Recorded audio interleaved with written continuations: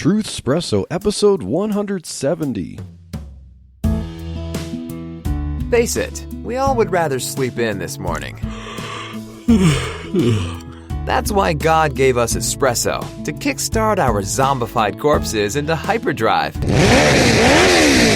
And now, giving your mind and soul the morning shot of truth it craves.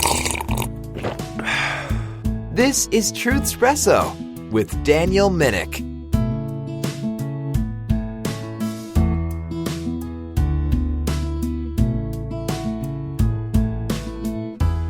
Hey there, friends, family, foes, lurkers. This is your host, Daniel Minnick, along with my sweet and beautiful co-host, Chelsea, and we're going to talk a little bit about Palm Sunday coming up, part of the Easter season here, and the interesting events in the Bible leading up to that crucifixion of Jesus Christ, and how did we get there, and why that's so significant. But it's interesting how in the span of a week things changed very quickly. So we're going to talk about the triumphal entry of Jesus and how we celebrate that as Palm Sunday.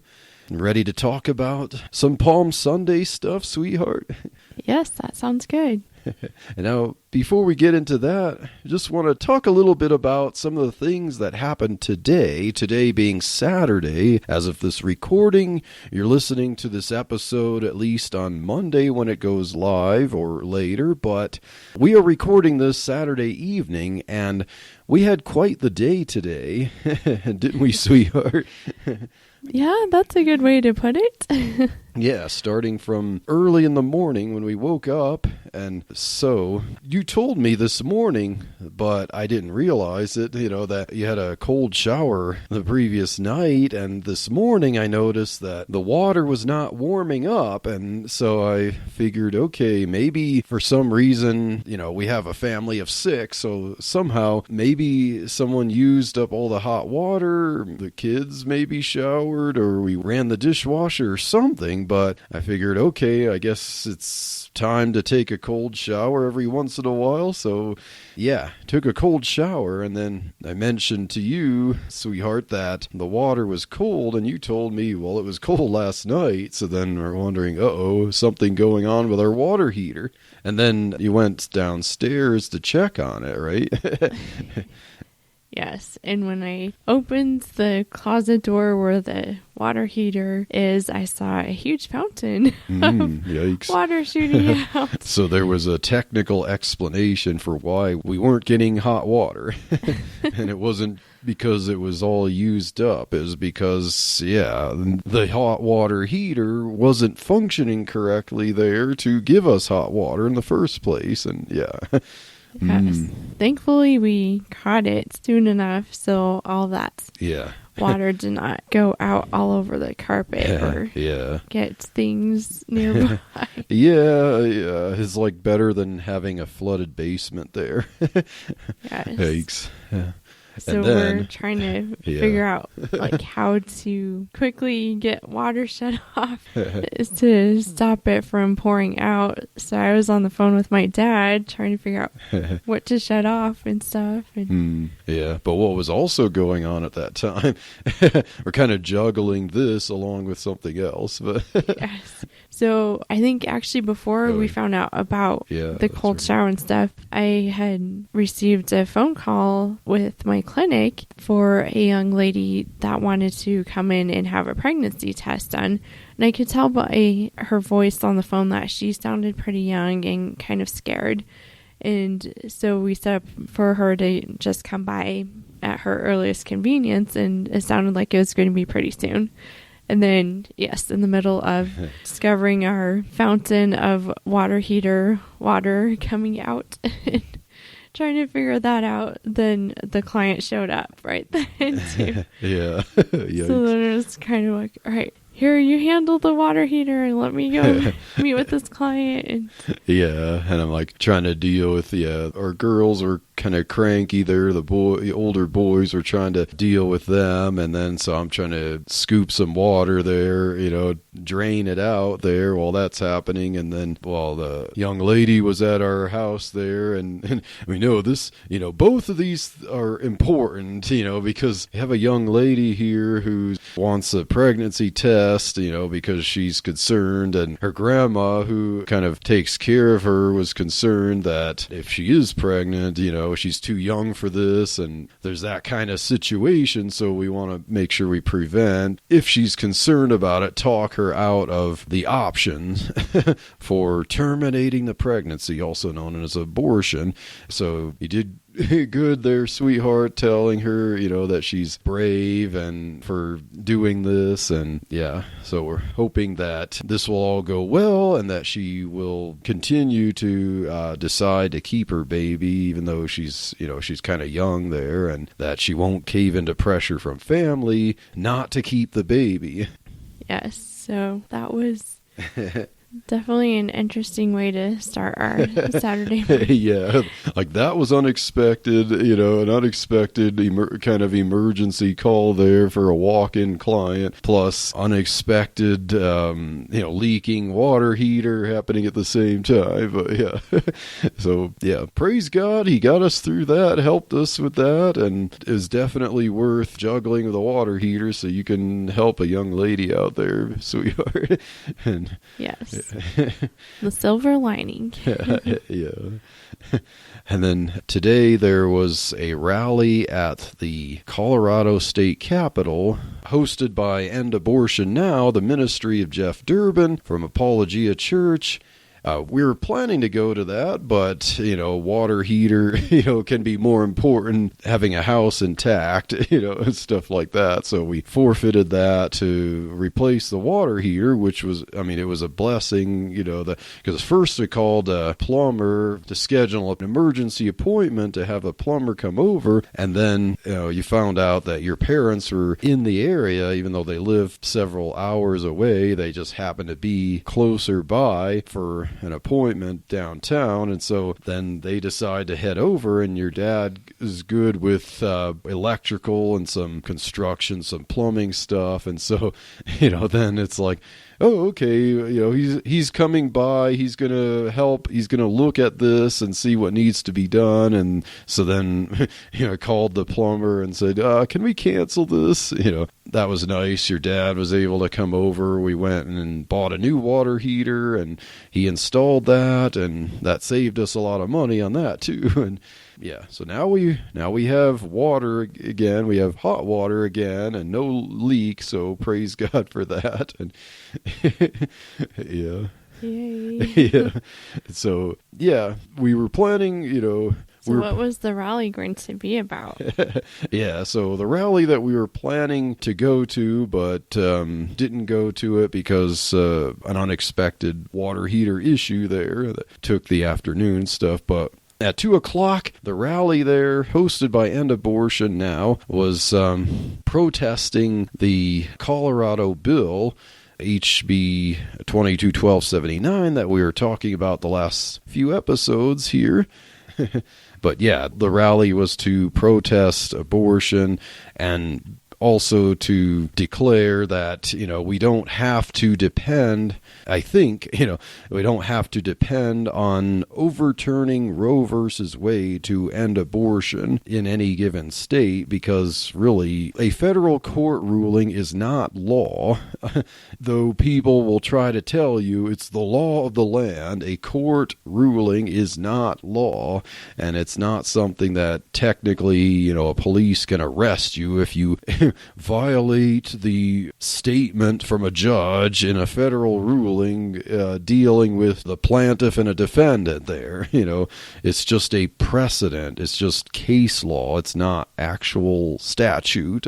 But yeah, there are protests against abortion there in Colorado, and they talk about ways that we could end abortion now. That's what the ministry's all about, ways to help people to understand the issue and how we're not waiting on over overturning Roe versus Wade, that we could technically, by statute and by, of course, focusing on the knowledge of what God says in his word, the real legal precedent there demands that we can and we should end abortion immediately. And End Abortion Now, their ministry, they also go to abortion clinics. They do sidewalk counseling. They also will talk people out of getting abortions. They'll rescue babies there too and stuff. So yeah, it's a pretty good ministry. I recommend that you check out End Abortion Now at endabortionnow.com. And check out Jeff Durbin's ministry there and from Apologia Church. And yeah. So on the topic of doing sidewalk counseling and going to abortion clinics, recently in the news this week, there's been a lot of coverage about Washington, D.C. and a clinic there where a pro-life activist is being investigated because there's not a lot of good information out there, kind of hard to sift through, but as much as we know, there were 5 late-term deceased babies found at this pro-life activist house, and from some of the stories that I saw early on was that a worker at that at the abortion clinic, I'm not sure if it was Planned Parenthood, but at the abortion clinic saw these babies and handed it to the pro-life person to take home and call the police and get an investigation started. And so there's just been a lot of question to know, like, okay, why were these babies in the possession of a pro-life activist like that? I mean, this is kind of a common thing that people will either see them in a dumpster right outside the clinic and they'll pull them out, or if the worker did hand them off. Like, we're not sure on those details exactly, but they released pictures of these 28 to 32 week babies, and most of them were like intact and healthy. Definitely viable according to law and science there. And I mean, the concern is that they were delivered alive.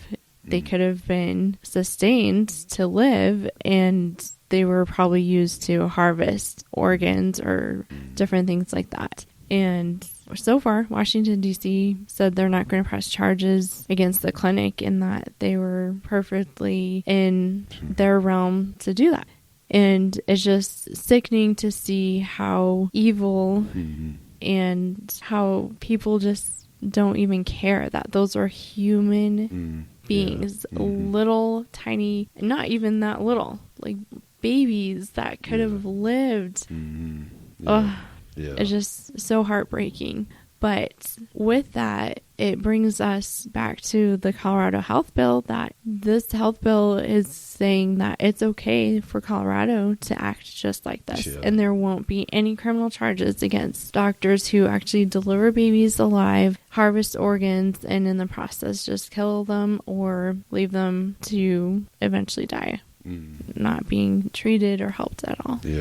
So very barbaric. Yeah, because I remember you had me read that one story, and it was like just gut-wrenching to hear about closing the doors in the clinic and leaving a baby to cry itself to death. Like yeah. And that's, more of that coming to Colorado. It's just, what a day we live in. But, with the topic we're going to get into, we know that, Jesus lives, he's coming again, and he will put an end to this nonsense. So, ready to talk about Palm Sunday, sweetheart? Yeah, Palm Sunday is a little more exciting, I think, than some of those more depressing stories we were just talking about. Yeah, and it's kind of like when you read the account of the Triumphal Entry, then it's almost like, okay, kind of like the end of the victorious end of a movie, like you almost like, if you're just thinking humanistically, you're thinking in the flesh, you want to just say, okay, that's a good place to end the story, and they all lived happily ever after. The king came in, he rode triumphantly, the people said Hosanna, and hey, that's the end, But, we know what happens when you read it's amazing how things transition from that to crucifixion within a week. But yeah. So I have a question for you. Okay, I'll say one of those spontaneous questions, and yes. Yeah. So let's see if I can answer this. The spontaneous questions your wife likes to ask. So this account is in all 4 Gospels. Oh yeah, I have that in my notes. I was going to say all 4 Gospels give an account of the triumphal entry. Do you think it is important for Christians to read all 4 accounts? Like, are there differences in some of the recollections or the writings in the Gospels there? Yeah, I think it's important to read all 4 Gospels to see, and look for how things are worded differently, but to see the harmony of the Gospels and to see the different perspectives of the writers, how, like, the angle that they provide, and when you read all 4, you get kind of a bigger picture of all the details of things, For instance, reading all 4 Gospels, you see that there were 2 times where Jesus cleansed the temple, It's like I think the Synoptic Gospels only mention this later one, but the Gospel of John actually mentions the 2, the beginning and the end of his earthly ministry there.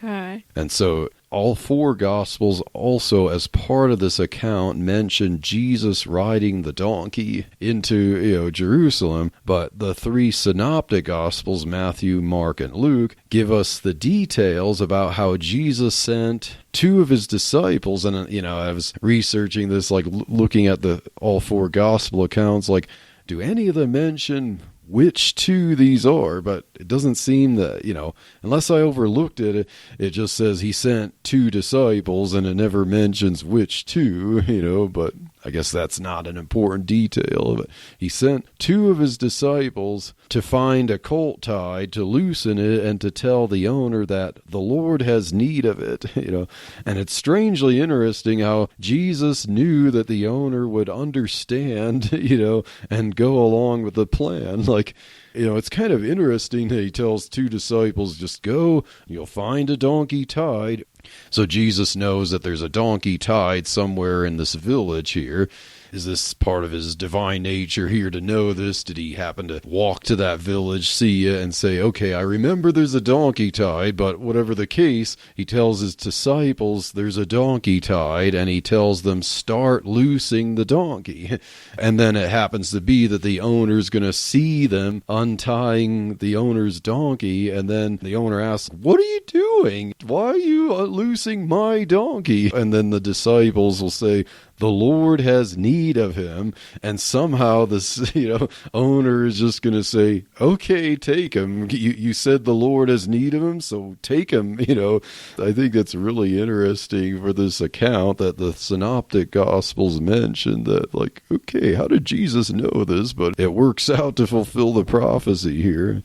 I think it was kind of neat too. I was reading that it was a colt, so it was a younger, young donkey, and it was still by its mother. And Jesus specifically wanted the younger one because that would actually indicate more humility in his riding that, because it's not a broken in, more mature type of donkey and stuff too. Yeah. So it was just interesting that, okay, there were even 2 donkeys he could have chose from, and he chose the lesser of the 2, and like proclaiming more humility in that, it seems. Yeah, it's like, okay, the mother giving birth to that little baby donkey has no idea that this donkey's going to become world famous. Yeah. Interestingly, Matthew and John of the 4 Gospels mention that this event fulfills Zechariah 9:9. Matthew in particular combines the quote from Zechariah 9:9 with Isaiah 62:11, which makes for a good quote because both of them kind of mention the salvation of Messiah coming. So I can read those two verses and we can see how well they go together from two different prophets there. Isaiah earlier before the captivity, Zechariah later on. But Isaiah 62:11 says, "Behold, the Lord hath proclaimed unto the end of the world, say ye to the daughter of Zion, Behold, thy salvation cometh. Behold, his reward is with him, and his work before him." And then Zechariah 9:9, which is specifically fulfilled, it says, "Rejoice greatly, O daughter of Zion. Shout, O daughter of Jerusalem. Behold, thy king cometh unto thee.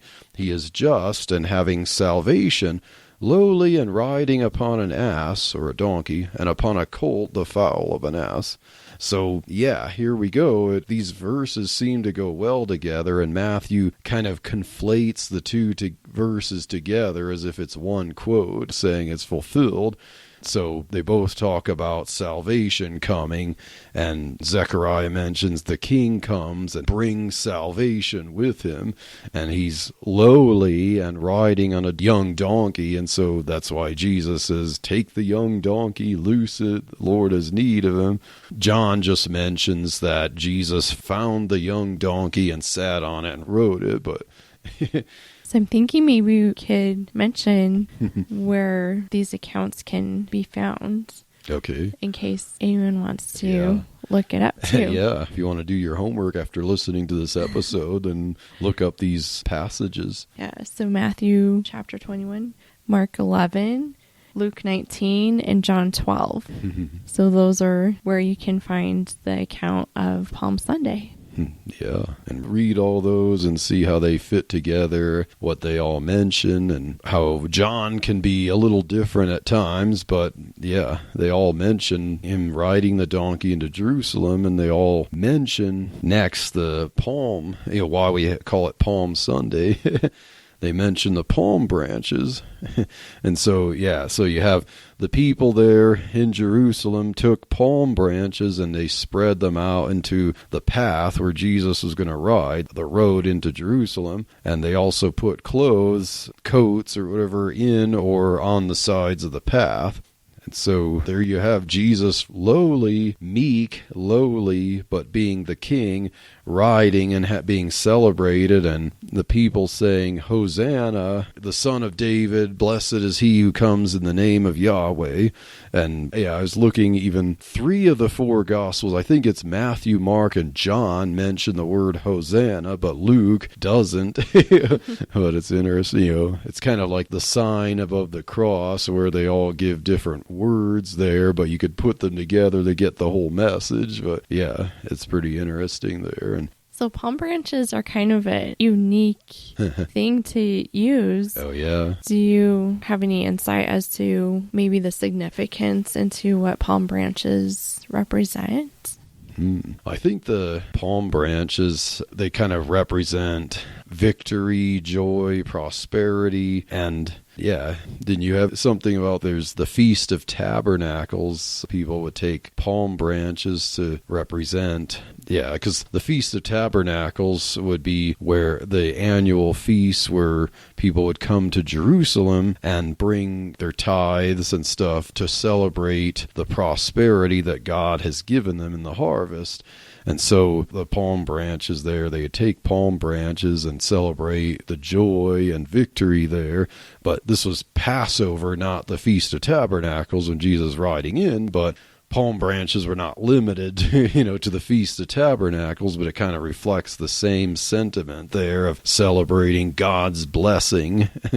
And so God's blessing Israel with her Messiah. Yes, I was reading too that palm branches are a symbol of strength and beauty because that area of Jerusalem, it was hard to grow very much, but the palm trees grew very well. Yeah. So it's kind of showing something that would flourish in this more deserty type of area. Yeah. So I thought that was kind of cool too, that there's just that strength that demonstrates who God is and the beauty of what he portrays in his son.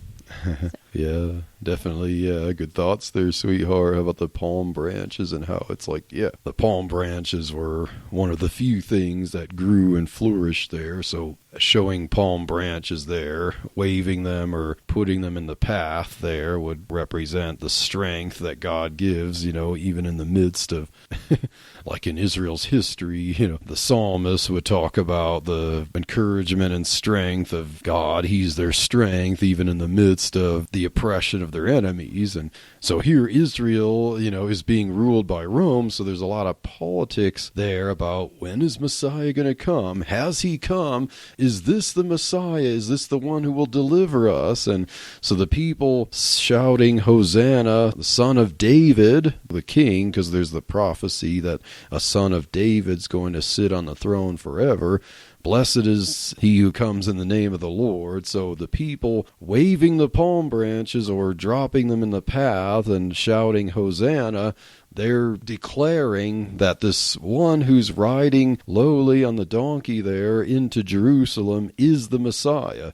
At the time, they're actually declaring it. There were some people who would recognize he's Messiah, and there would be even times when Jesus would heal someone, and he'd say, tell no one who I am, but it's not my hour yet.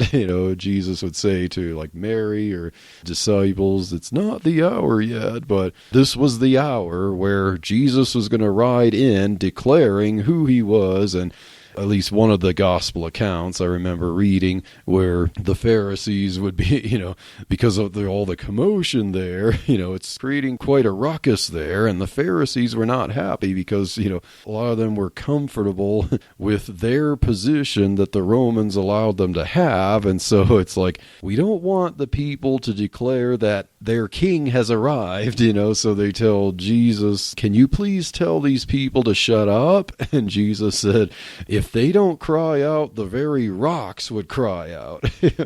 And so now this was the hour to declare who he was. So yeah, I think it would have been cool to be there to see this. Looking for strategies that will help you engage in meaningful conversations with members of the Mormon Church? Well, if so, take a look at Sharing the Good News with Mormons, a new book produced by Harvest House Publishers and edited by Mormonism Research Ministries' Eric Johnson and Sean McDowell. Sharing the Good News with Mormons includes 24 helpful essays from 24 Christian apologists, scholars, and pastors. Pick up your copy at the Utah Lighthouse Bookstore or order directly from mrm.org. I was reading some commentary on this account as well, that part of the crowds that gathered during this time too is because Jesus had recently raised Lazarus from the dead, and that was a huge deal because Lazarus was dead for 4 days and no one had been dead that long and then come back to life. And so a lot of people were just curious, like, okay, I want to come see this person that could raise someone from the dead 4 days later. And so it was just showing how there was just a lot of curiosity too about who this Jesus is, and they want to come and see, like, okay, is he going to do more miracles or what's going on? So it was probably a really good sized crowd with that. For sure. And everyone close by for the Passover. Yeah, people gathered there for the Passover, so you had a lot of people there. So like raising Lazarus from the dead not long here before Passover was kind of like the culmination of Jesus's miracles here. Like, I know he had raised Jairus' daughter from the dead, but with Lazarus, who was in the grave 4 days, behold, he stinketh, and it's like, okay, this was an undeniable miracle, like he was already in the tomb for 4 days and Jesus raised him, and that created quite a ruckus. And you can't discount any of this. Who does this? Who of any prophet before has ever done this? Like, if you're going to deny that this is the Messiah, now who would be the Messiah? So I thought it was kind of interesting thinking about the timeline of events here too, with Lazarus kind of being his last kind of proclamation miracle of saying, okay, look, I am the Son of God. But then his actual last miracle that he does before he dies is when he heals that soldier's ear. Yeah. And it's like kind of secret, like, here, let me heal your ear. I just think it's cool to see his heart for people. Like, he doesn't want to see people hurting.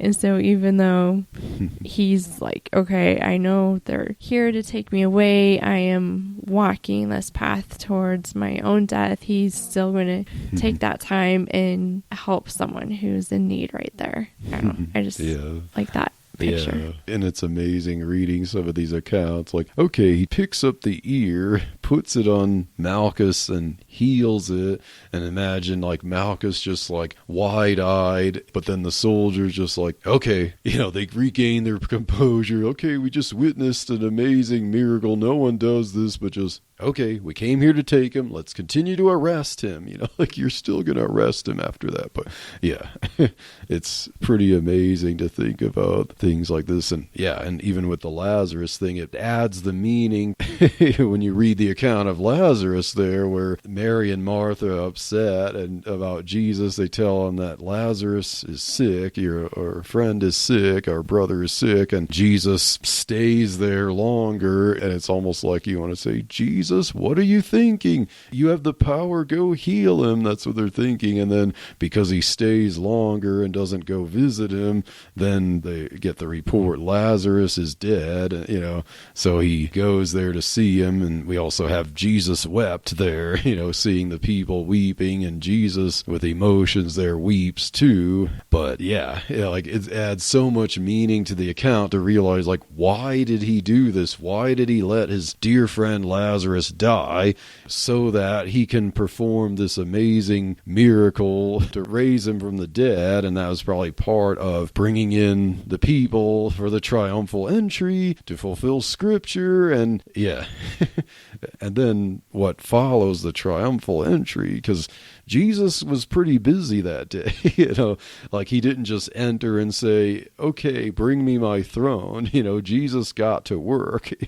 So after Jesus entered Jerusalem, he got to work in the temple, casting out the money changers and those who were profiting by selling animals for the sacrifices. So this certainly didn't win him any brownie points with the people there. But, it's like, Hosanna, blessed is the one who comes in the name of the Lord, the Son of David. Yea, the King has finally come to deliver us. And what are they expecting him? They're probably expecting him to sit on the throne and announce, all right, Caesar, your days are numbered here. It's time to surrender. A new king is here. But what does Jesus do? The first thing he does when he enters Jerusalem is go into the temple and start tipping over tables, getting whips out and whipping his fellow people there who are changing money, making a profit off of the currency exchange and making profits off of selling animals for sacrifices, because that wasn't the purpose of the law, to set up how to get people to give sacrifices. It wasn't for them to make profits off of it. It was to get people the animals they need for sacrifice at the fair exchange in the law, not to be profiteers there. And he says, my house is a house of prayer, but you made it a den of thieves.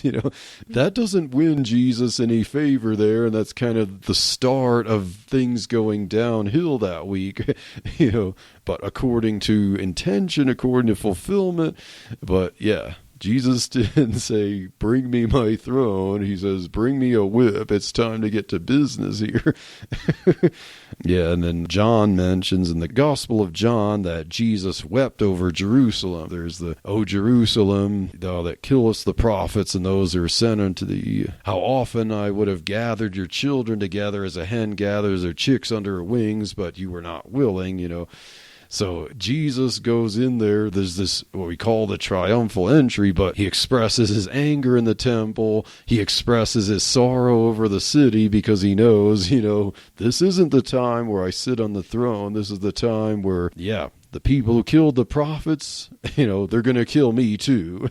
And they're not ready for me to be their king because they have the wrong idea about this.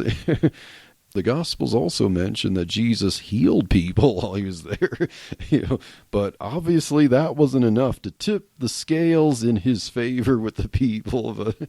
I mean, just in general, thinking about how the Palm Sunday is him coming in like humility, not really coming to conquer, but he's coming to give of himself, his life for salvation for everyone. And just how that entry is just in so contrast to how his second coming will be, where he is coming as on a white steed, like a full-grown horse, and he will be coming as king and judge and to actually conquer. And I just think that it's cool to just see that contrast of who Jesus is, and he's doing both of these out of his abundant love and mercy and grace for us. It's like interesting, because Jesus is the second person of the Trinity, the Son of God, incarnate, and we see the Father through Jesus. We see God through this one manifested on the earth. And interesting, through Jesus, it's like we see all of God's attributes. We see God's wrath and anger, God's love and mercy and grace. You see all of that flow through Jesus. Jesus is the Lamb. He's the Lion. He's, he came, first coming was as the Lamb, and his second coming is as the Lion of the tribe of Judah, and he's the conquering king with the sword coming out of his mouth, his eyes as a flame of fire, and yet he also comes lowly here. He's like, he has it all and he fulfills it all. And we mentioned Lazarus. Jesus raised Lazarus, a man who had been dead 4 days, and yet we see that the religious leaders plotted to kill Jesus and Lazarus. Like, just to think of how twisted, how demented these people were, that they're gonna, okay, he raised someone who was from the dead, who was dead for 4 days. Like, it doesn't get more amazing than this. And yet it's like, okay, how do we shut him up? How do we kill this Lazarus? Rather than going like, okay, Lazarus, can you tell us what was it like to be raised from the dead? What happened before that? It's just like, grrr, let's kill Lazarus again and kill Jesus. And it's pretty interesting how people were like willing to kill Jesus after all this. And so that also shows, as we see today, just how crazy the politics are, the woke movement, how devoted people are to their political, devotions, their dedications, their movements and stuff, that it makes people act completely irrationally. And we see that even in Jesus' day. As I mentioned, the religious leaders could see the most amazing things. They see God on earth, the God-man, doing things that no one has ever done right before their eyes, and all they can think about is, don't interfere with my position. I have it good here. You will not change things, because I like the way things are. I like the politics that we have. And people are definitely opposed to the truth, to Jesus's politics, to the way Jesus would rule and reign on the earth, And so if people want Jesus as their king, they need to accept Jesus's law. And so the Jews at this time are almost like cautiously optimistic, like, if this is the Messiah, yay, he's going to deliver us from Roman bondage, I think. will you? If you won't, I don't want any part of you. It doesn't matter how amazing you are. They're going to make us uncomfortable, or even like, okay, if you're going to rule and reign, don't expect me to change. I just, don't expect me to give up this. Yeah. It shows that, if you want Jesus as your king, you must accept Jesus' reign over your life. He's not the king of your image. You must recognize that he's the God who made you in his image, and you must be willing to serve him as he is.